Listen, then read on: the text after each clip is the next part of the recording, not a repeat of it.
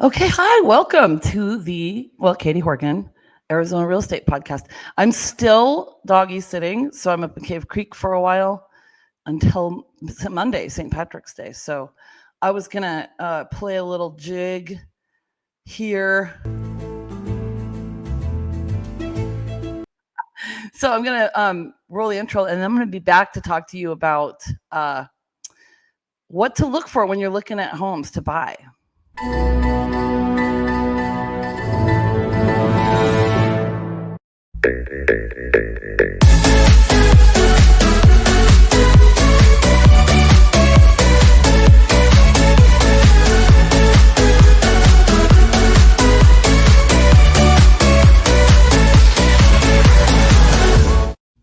Boom!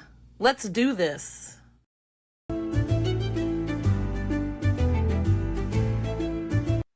See how my thumbnail theme is green also? Okay, so today we're going to talk about things to look for when home viewing. And some of it might be surprising to you because sometimes, okay, I got to put my glasses on. Sometimes we just don't think about stuff. And you get really excited about a house. And I put in here before it's too late because, this would be before you put it under contract. So this isn't going to be all of the things. But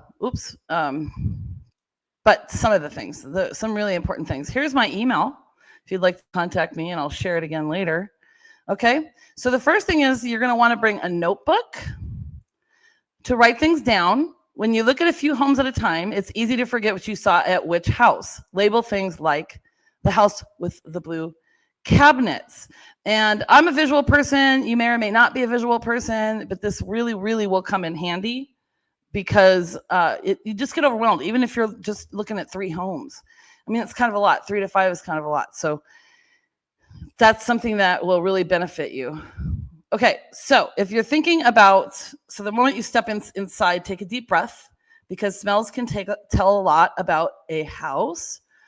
Musty or moldy odors could mean hidden water damage. Strong air fresheners, I call those good smellies. So a lot of the time, if those things are plugged in, it's hiding something. So you just have to kind of be aware of that. Okay. Next up. So also musty smells. So things like, hang on one sec here.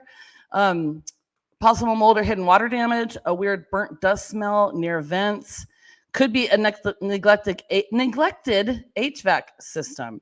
So that picture right there of that moldy wall, sometimes you don't know if there's mold. So you can't, so look, if you see something like that, definitely be concerned. But some of the time, even after people have remodeled their bathrooms, they found mold and they're not disclosing it. So a lot of the times you can't know about mold unless you actually cut into the wall, and you're not going to do that, especially at a home viewing.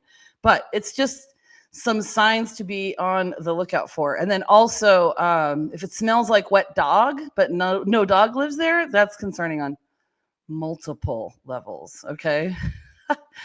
So if a lot of people focus on floors and walls, but don't forget to look up.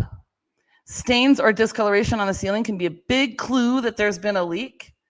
So even if the ceiling looks dry now, water damage could be a sign of past roof or plumbing issues. Check for cracks. Small ones can be normal, but bigger sagging areas could be a red flag. Okay. I say K a lot. Whatever. All right, windows.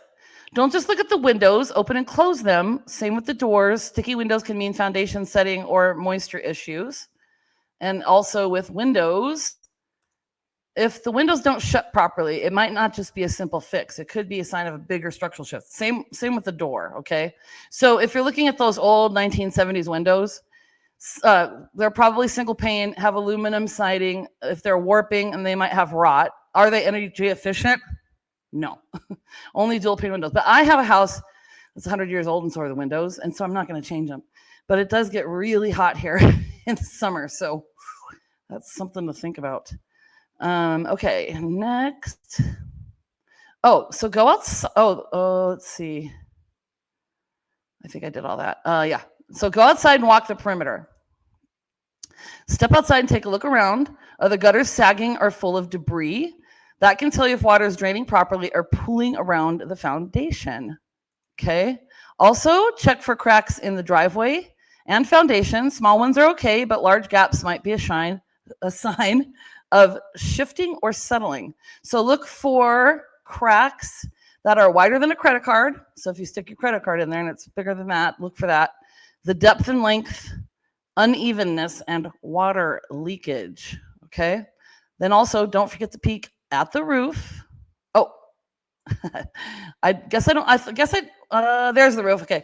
So if you're missing if you have missing, broken, or curled shingles, it can mean an excessive repair is coming your way. Do you have, I thought I had in there, it was gutters. If the gutters are full, then that could be a problem too, and you got to clean that up. So then I have here. When you walk through the home, listen for unusual sounds. Do the floors creak excessively? That could mean weak subflooring. Can you hear a lot of street noise even with the windows closed? That's something you will live with every day. If the HVAC or plumbing makes weird noises, you might be looking at expensive fixes. A quiet home is a happy home to some extent, okay? So now I'm going to hit you. It's very short. I like having these short ones. Final thoughts, okay? Moral of the story, if something smells off, there's probably a reason, okay? If the windows feel like they belong in a 1970s museum exhibit, I think that was the end. Yeah, the end. They probably aren't energy efficient, which means higher bills. Not always, but potentially higher bills, okay? Oh. Sorry. All right. These were just a few simple things to catch before you get swept away by all the excitement. Remember, no house is perfect, but knowing what to look for gives you the power to make smarter decisions before you get under contract. If you have got a crazy home buying story or a question you want me to cover in a future episode, comment below or email me. Here's my email. getyourkeysfromkatie@gmail.com. And I think I have one more thing here. So most importantly, that little thing that bothers you, you think is small, will really bother you in a few months. So I always give this example to people. So, there's some homes with a really short driveway. It's like short, like a car barely fits. So if you're like, oh, that's not a big deal. In 3 months, it's going to be a big deal to you and you're just going to hate it. And you're going to live in that house and it's going to drive you nuts. So be really, really thinking about those little things that you think, oh, I'll be fine with. And really, really think about it. I've got some more tips for what to do after you get under contract. So we'll do that later. So remember, the journey begins with you. So be good to yourself. That's what Sit Squatch says. And I am the Horgan. Yep. I love you. I'll see you on Friday. Oh, hey, let's get fancy. What do you say? Let's play some out.